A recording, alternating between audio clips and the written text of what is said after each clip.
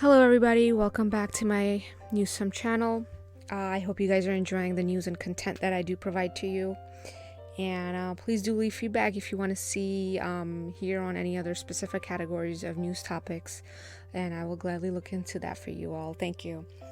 So, now that the lockdown is ending in various states and also in different parts of the world, we still have to maintain implementing the social distance rule of at least 6 feet from one another and avoid any enclosed spaces as much as we can.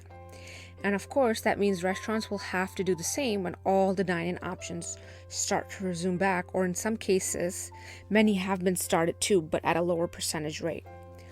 But what about those restaurants that build their businesses on keeping seats full? They're trying to figure out how to run their eatery at a very small percentage of capacity. Now, the industry data shows that customers are somewhat returning back for the dine-in options, but restaurants say they expect months of sale losses ahead due to capacity restrictions that take effect to contain the coronavirus. Restaurants are buying plexiglass walls to separate tables, they're hiring cleaning staff, and they're turning in fewer tables to give booths deeper scrub downs between customers.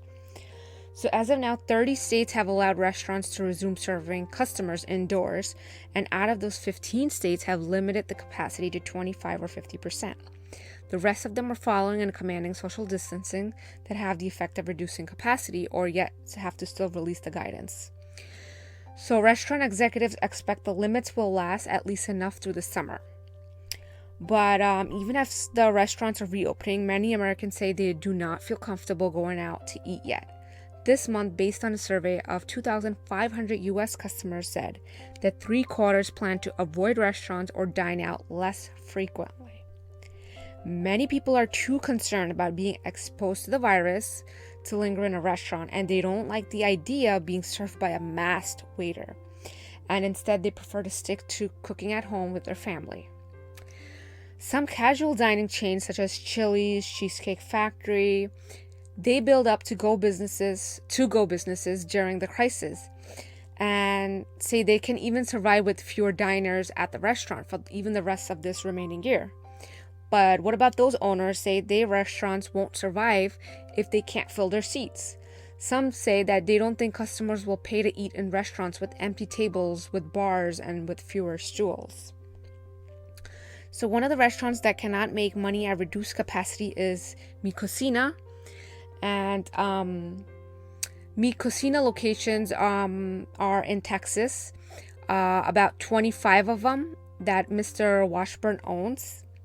And he has opened them at attendance rate of 25% capacity, according to the Texas restriction guidelines. So another restaurant, Applebee's.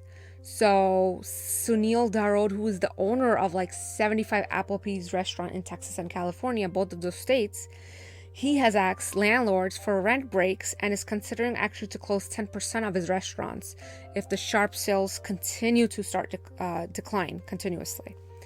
He says that we will continue to lose millions of dollars, and that will become very, very challenging.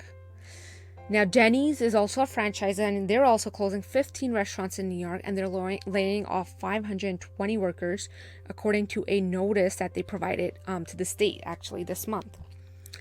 And an owner of 49 IHOP restaurants in 4 of the states has filed for bankruptcy this month due to the stay-at-home measures.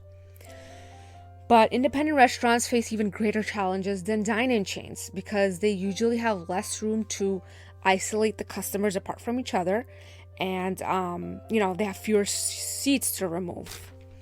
And restaurants with double-digit sales declines would need to serve more customers, not fewer, in order to cover the growing costs so they can run a restaurant safely, such as masks for staff and those plexiglass barriers, as I mentioned before, between seats.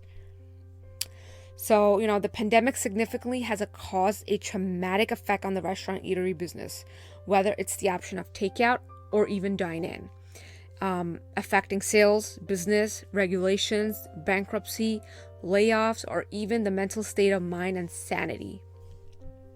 Thank you guys. I hope you enjoyed today's article.